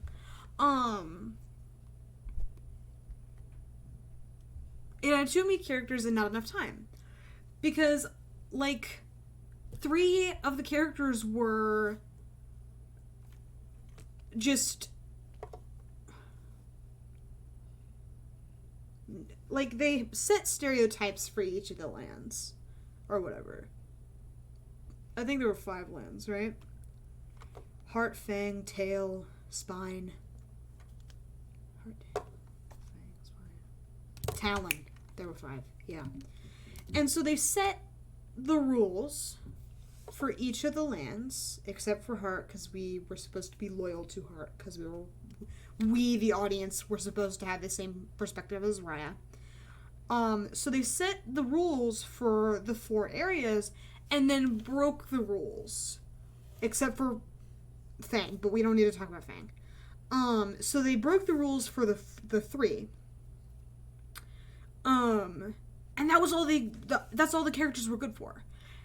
And if they were simply like, side characters that we met once and they didn't continue the journey with us, it would have been fine.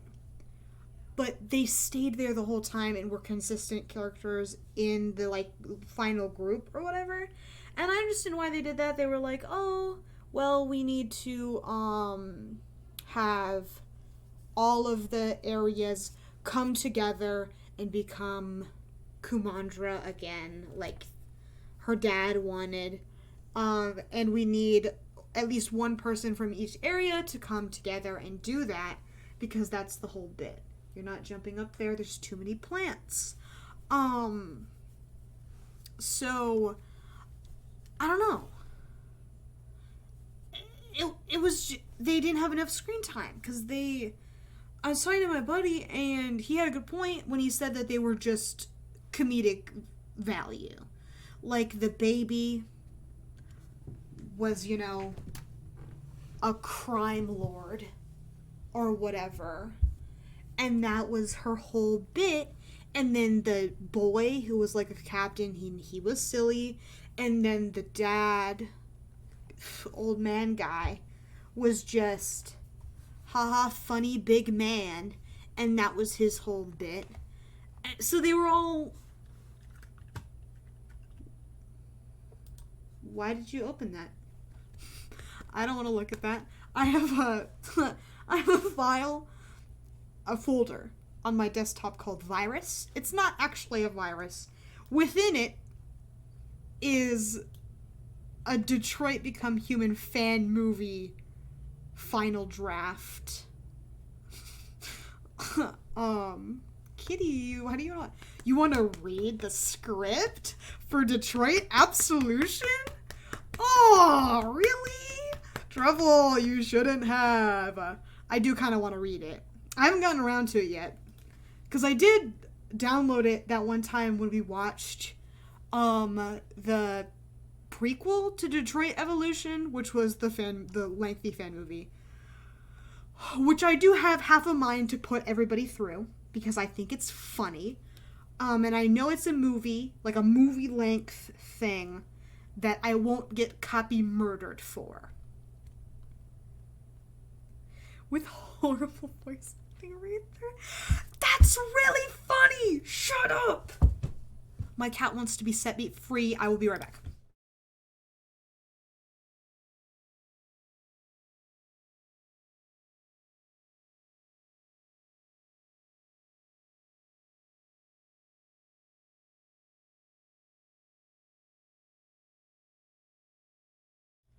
Anyway, you know I would.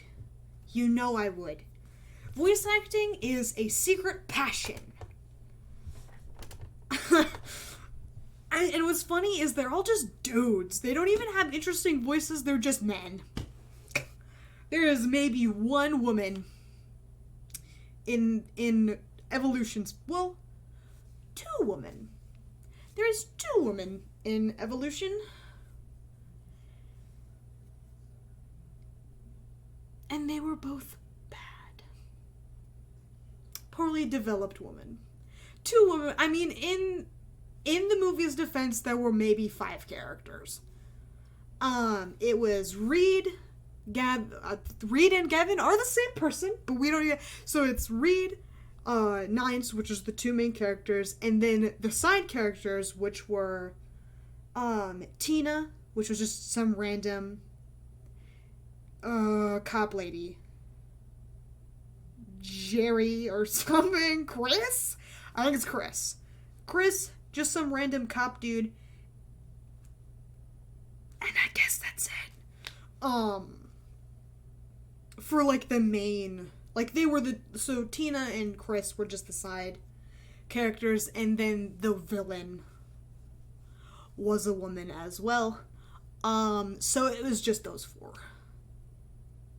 who were like the main good guys, and then the evil ladies. So well, if we want to get technical, there is a secret third woman who is Tina's girlfriend, but she's not in the movie for very long. She's just in the bar scene, and that's pretty much it. But they are in love, so good for them. The mannequin. Oh yeah, shut the fuck up. That's so funny. The prequel was worse in terms of like effects. My favorite character. Yeah, it's because they didn't say anything and it wasn't on screen for very long. What sucks is you didn't even get to... Okay. I'm gonna be honest, some of the actors have a lot of potential. If they practice and actually, like, acted more. I don't know what they're up to. So they probably do act and probably look for, like, small roles and, like, stuff. They probably have a shot, at getting big or getting decent roles. Because in the full length, it's, like, an hour 15. So it's full length-ish. Like, probably 15 more minutes and it'd be full length. From what I'd consider full length. If you set me down in a movie theater and a movie was 1 hour 15, I'd be like, what the fuck is this? This is the shortest movie I've ever seen. But if you, the Reed character, okay, not character, the Reed actor in the full length movie, he's pretty decent. The RK-900 actor now. He needs some practice, I think. Or a better role, maybe. He was a little overdramatic. Like, my perception of the character, and he was in the game for all of 5 minutes, 0 lines, is that he would essentially be Connor 2. Connor, but a little less baby, I suppose. Because Connor's, like, softer, rounded edges, despite being a cop, detective guy, or whatever. So RK-900 would essentially be the more ruthless version of Connor, so that was the impression I was put under upon seeing him for, again, an entire 5 minutes. In the actual game, the canon, if I may. But in the fan movies, he's, a little fruity. And that's it. That's his whole character, is that he's fruity.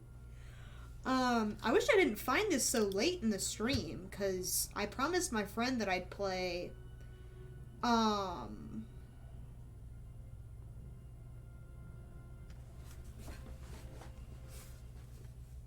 what did I just say?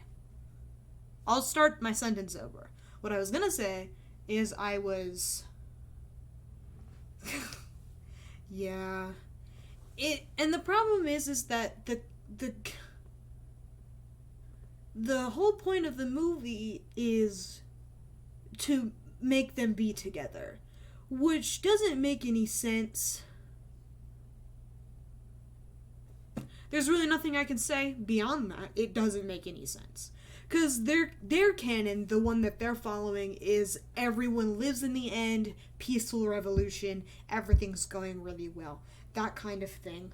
And it's implied that they find RK-900 just in a warehouse somewhere or something like that.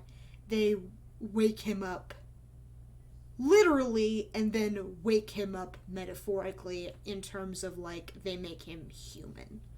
Or deviate him. Almost instantaneously, which was what the prequel was for. Prequel? Is that what I've been calling it? In my mind, that's what it is. I'm pretty sure they did the little 15, 16-minute one first, so it wasn't necessarily a prequel, but it was whatever the hell that was.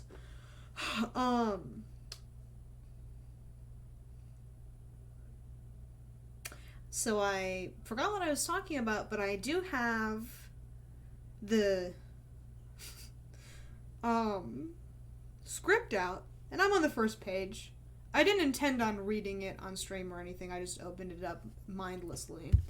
So I was, reading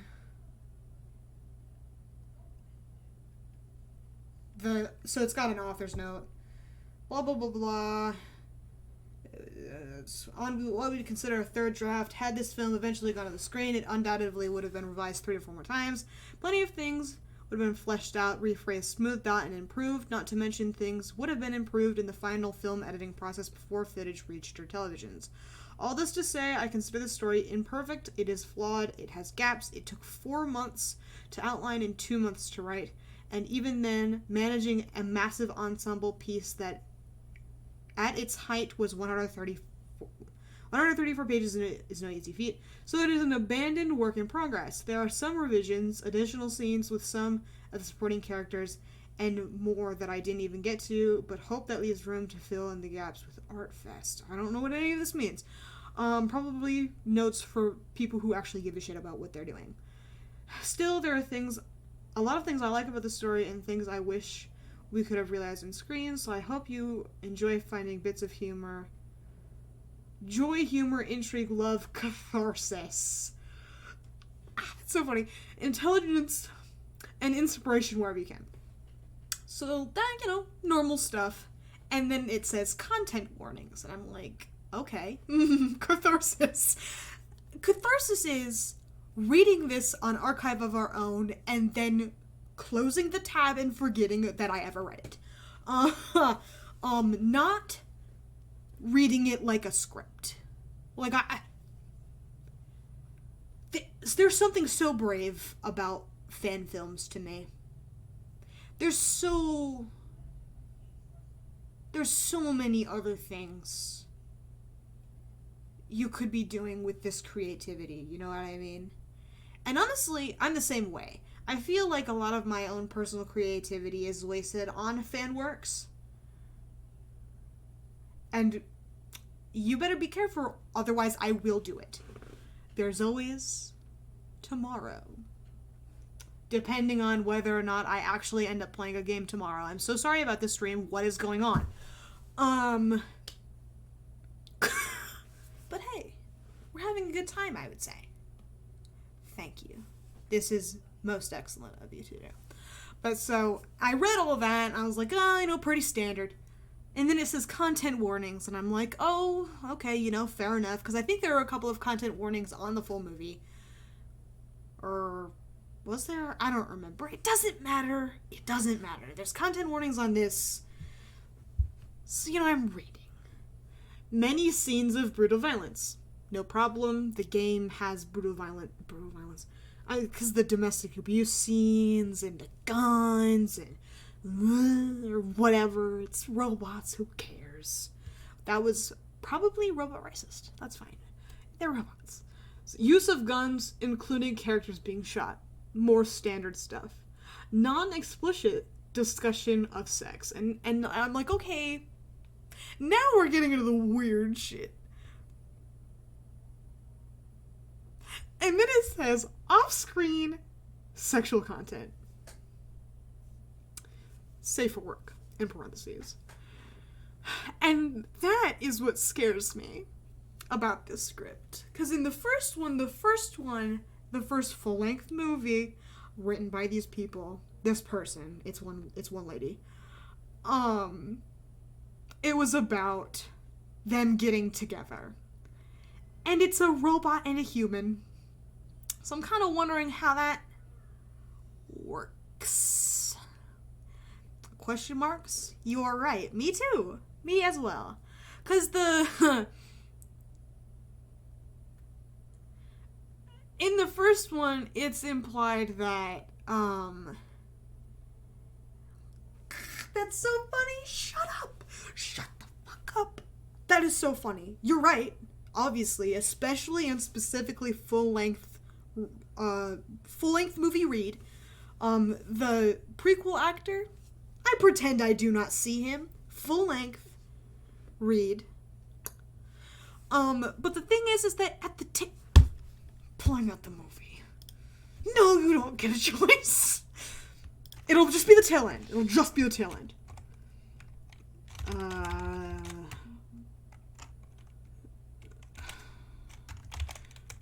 Yeah, okay. Oh, it's silent already. Oh, so it does have a content warning at the beginning of the full-length movie. Okay. You know what? We'll just watch the full, it will go horribly. Okay. I gotta put on my headphones for this so I can unfortunately hear it as well. It was weird to have them off the whole time, but freeing at the same time. Okay. So, biggerfy that. Draw. Window capture. Oh, shit.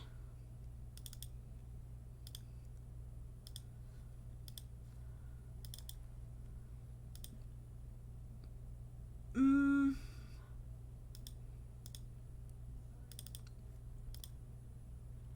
what the fuck? There's something I do to get it to show up. I just don't ever remember what it is. I think it's that. Nope, not that one. Well, there's the script. Here it is. Okay.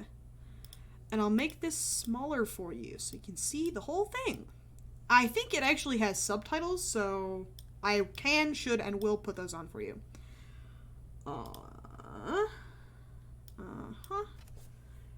This scene doesn't matter. I'll get you to the exact frame where it starts. Because I do need to end a little bit after 9, because I did promise my buddy that we would play Stardew Valley tonight.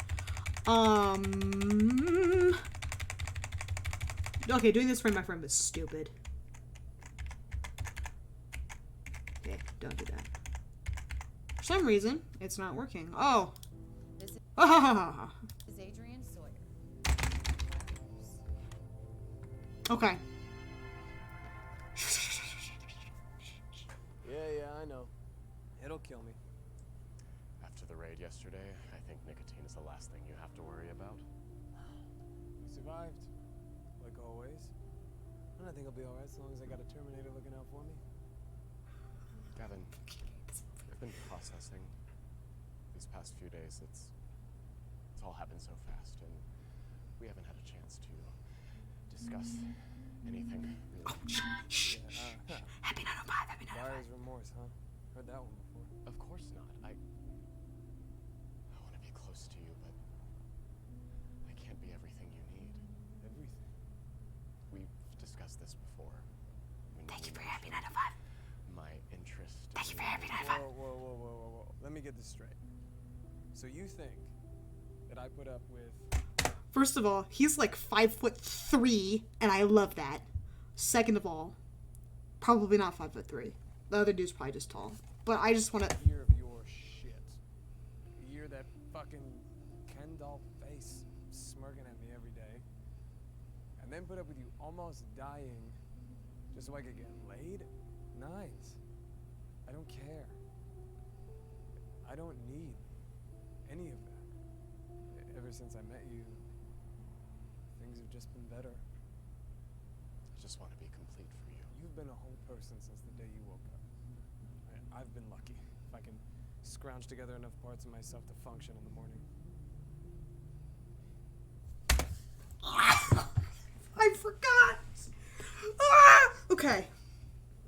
So you heard it, right? Like, you thought, I put up with your dumbass for a whole year for a quick lay or whatever? So why is there implied sexual content in the second one? Is my question. If this entire scene exists and is essentially implies that he doesn't want to have sex or whatever, not necessarily asexual, but possibly. I mean, you're right. You are so correct.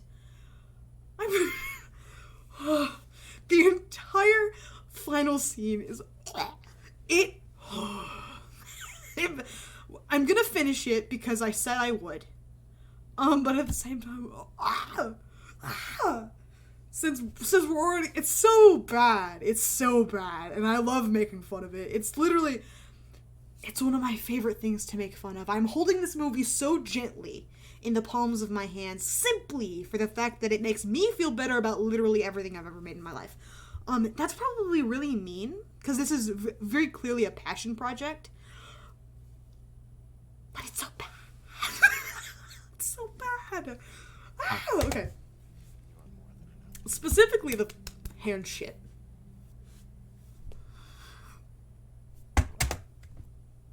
This is my least favorite part. This happens sometimes with your skin. Androids retract our skin to images, which can be a sign of affection among partners. I don't have much control over it around you. Yeah, I know. I just wanted to hear you say it. A while ago, you said I needed to figure out what I wanted. I didn't want to be a hunter or a killer.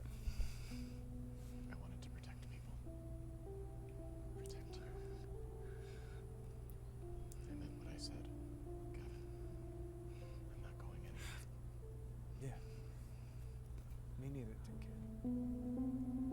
Oh my god, gay people. I'm homophobic. This movie made me homophobic. I can't live like this anymore.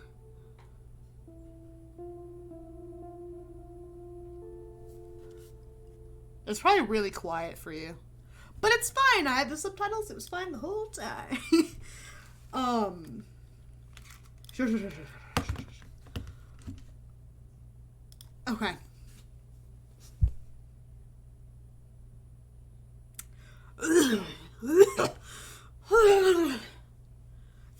In theory, the like conversation between them where they're like touching hands or whatever, just like, hi, I just wanted to hear you say it, could have been fun. But the acting was very bad, so it upsets me very deeply every time I see it. And I might make everybody watch the whole movie. I'm thinking about it. I'll probably run a poll or something on Twitter about it tomorrow. I don't know what I'll do. Because I obviously didn't know what I was going to do today. And I ended up doing literally nothing instead of figuring out something to do. Because that was my original plan. I was going to be like, what should I do, guys? And then ended up not doing anything. Watch party? Yes. I am considering. We certainly did, and I had a great time doing it. I almost want to keep going, but I did promise my buddy that I would play Stardew Valley. So I do, unfortunately, heartbreak emoji, need to get going. I don't want to promise that I'll go longer tomorrow. But I would like to go longer, at least on Thursday. Because last week was a little rough to go longer because I had a funky work schedule. Because I worked Tuesday, Wednesday, Thursday, which was weird. And normally I work Monday, Tuesday, Wednesday, and then Saturday. So normally I have 2 days off, and normally those 2 days are stream days.